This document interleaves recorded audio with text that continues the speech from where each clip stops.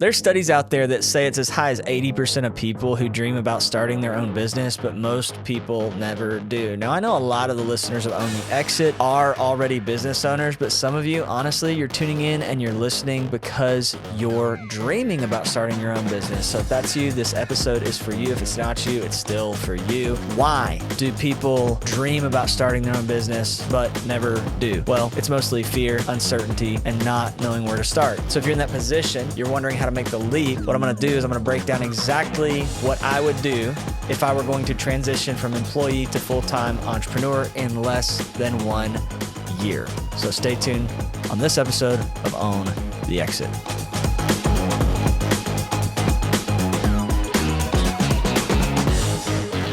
All right, most people think that leaving a job is the biggest risk they could take. But let me tell you something. The bigger risk is staying stuck in something that doesn't align with your goals, that doesn't align with your values, and that does not serve the life that you want to live. Everyone deserves to be able to live a life by design, including you. And the reality is if you never take the shot, you're guaranteeing failure. It was Michael Jordan that once said, you miss every shot that you don't take.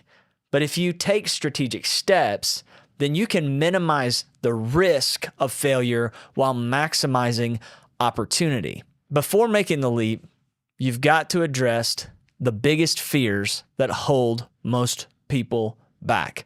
What if I fail? Right? That's the first big fear. What if I fail? Failure isn't final. It's feedback. The real failure is actually never trying, right? There is no failure. You either win or you learn.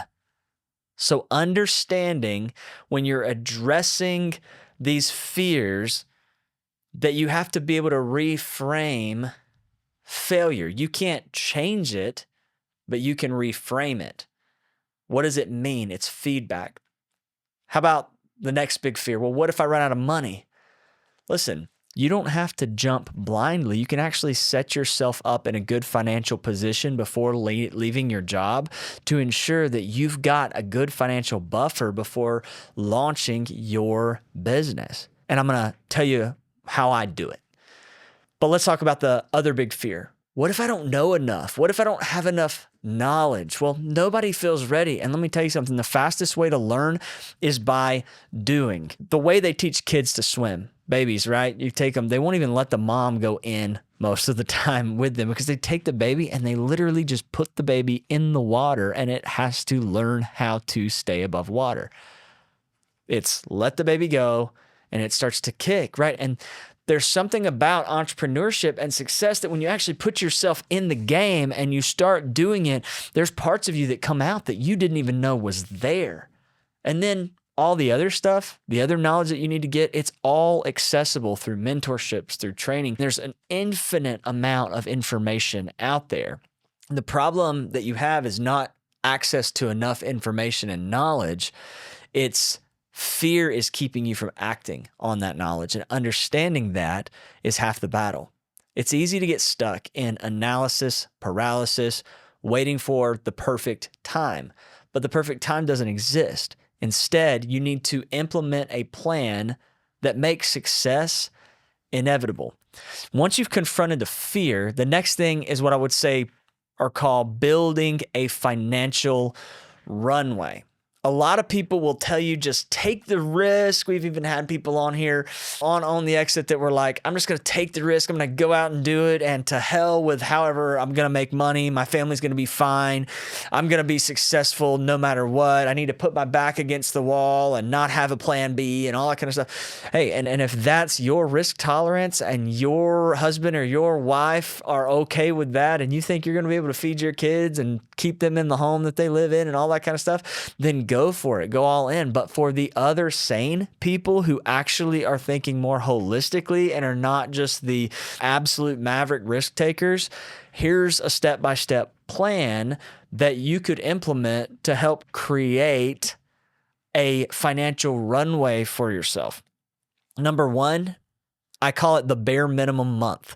right? And do it for several months. Do it for 6 to 12 months if you need to. But it's cutting every unnecessary expense so that you can aggressively save for 6 to 12 month runway. We talked about how do I transition from my W-2 to my entrepreneurial venture in less than a year. Well, part of that is, and I'm saying it doesn't matter how much money you make. You might make $500,000 in your W-2 and be miserable and want to go out and start your own business. And telling someone who makes that kind of money, well, sometimes it can be like, well, how is it ever going to be beneficial for me to stop buying Starbucks coffee? Because listen, every $7 matters, right? It's not elementary, it's fundamental. If you talk to Warren Buffett, he would tell you the value of cutting small, unnecessary expenses. And the guy's got a lot more money than anybody who listens to this show, right? So cutting unnecessary expenses is a value that is beneficial to anyone, regardless of how much money you make. Do you really need 10 different streaming services? What if you just cut to one? My wife and I do this thing called a bare minimum month, where if we get into a pattern or a habit of overspending, the month of January was one of those for us. We had some life situations that happened with our home and stuff like that.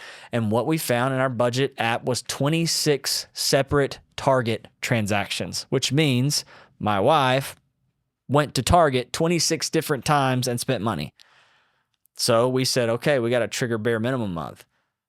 We're going to literally only spend money on the things for the next 30 days that are absolutely essential for life. Food, paying our basic bills, that's it, right? So do that for a long period of time. You'll be crazy surprised at how much you're able to build your savings so that you can create a financial cushion for yourself when you launch your entrepreneurial venture. If it's possible, try to start generating some income from your business before leaving your job. My friend Wayne talks about this. He has launched 2 very successful health and wellness businesses. The first one he launched as a side hustle, and it grew to over $500,000 or $500 million in sales over the next 15 years.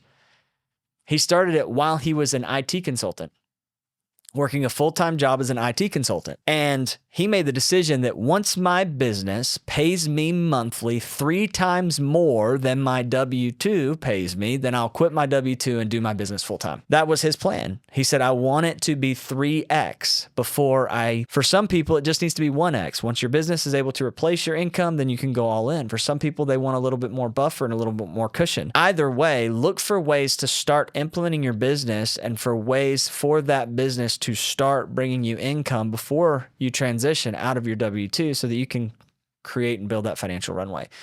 Another thing is look for and find different ways to replace the essential benefits of your job, like healthcare, insurance, and things like that, to make sure there's not any surprises. The goal ultimately in this kind of stage is reducing the financial pressure so that you can focus on growing your business instead of focusing on just surviving. And there's different opinions out there. Some people say, well, if you wake up every day and put your back against the wall, then that's the mother of all invention, right, is necessity. Necessity is the mother of invention, right? The greatest driver of innovation is a lack of resources. I agree to a certain degree with that, but I also think that you should not sacrifice your health, your mental health, your emotional health, your relationships with your family and all of that just so that you can pursue the dream of having or owning a business. You should take some responsibility, some responsible steps along the way to ensure that you're mostly taken care of. Your boxes are checked. The next step is while you're in the process of building your financial runway, success leaves clues, and the fastest way to transition is to surround yourself with people who have already done what you're doing. You want to focus on expanding your network, so find some mentors who are where you want to be. Join groups or communities of entrepreneurs. Go to industry events and other things like that that will help you to have the opportunity to grow your network, right? That's an important part of it. Your net worth is your network. So build your network. It accelerates your learning curve. It opens doors that you wouldn't have found on your own. Now, step number 5, start before you're ready. Most people wait until they feel 100% ready, but that day never comes. You're never going to feel 100% ready to take the leap and start the business. Start your business while you're still employed. Get real world experience before making the leap. Then focus on progress over perfection. Taking action is what builds confidence, and confidence is what makes success possible. The final step, commit and go all in.